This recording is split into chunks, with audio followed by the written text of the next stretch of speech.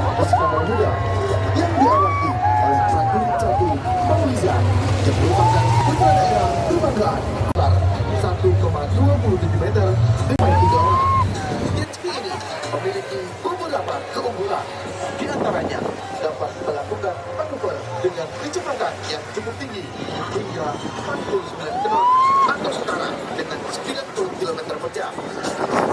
Memiliki kapasitas 1.8 cc atau itu dapat berputar hingga 360 derajat dengan cepat sehingga cocok apabila digunakan untuk misi-misi tertentu yang penuh water jet, di mana daya dorongnya dihasilkan dari semburan air sebagai media knot atau setara dengan 90 km per jam. Adapun mesin yang digunakan memiliki